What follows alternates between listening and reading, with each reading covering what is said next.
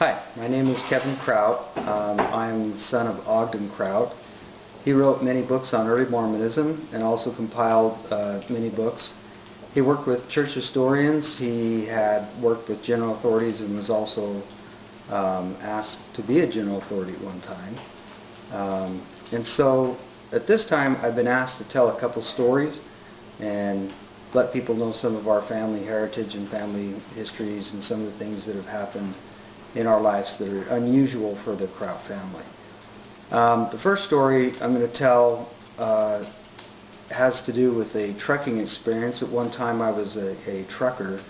I had my own truck and ran back east and all of the country. And I was in Denver, Colorado. It was snowing pretty hard. It was a very bad winter.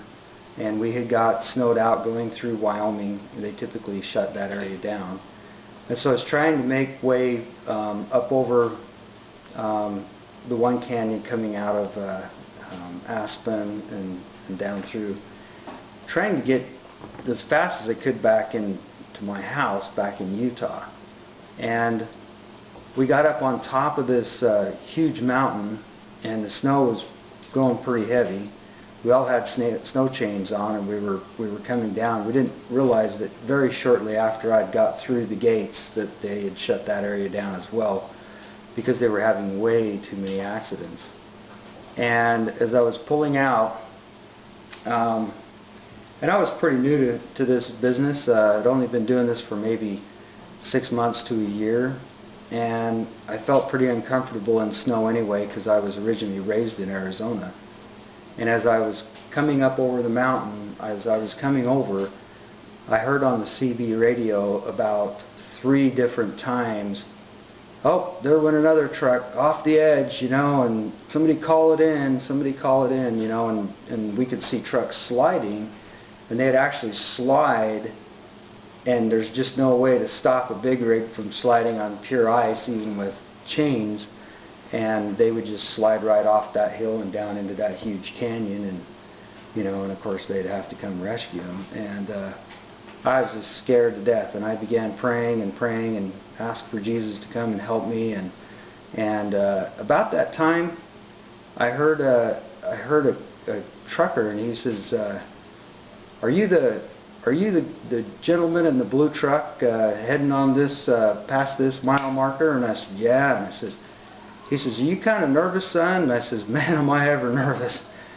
And he says, "I've been doing this many, many years, son." He says, "Just hang on and listen to everything I say and don't do anything different." He says, "I want you to test your trailer brakes right now." And I says, "Okay." And he says, "Pull on them and let's see how they pull." And I pulled on it, and it slowed them down. And he said, "Okay, now you got that feel."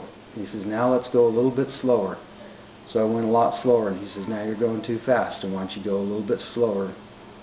And so I slowed way down. It seemed like I was going about 5 to 10 miles an hour, just barely creeping around that canyon. And every single turn, every single way, he had something to tell me.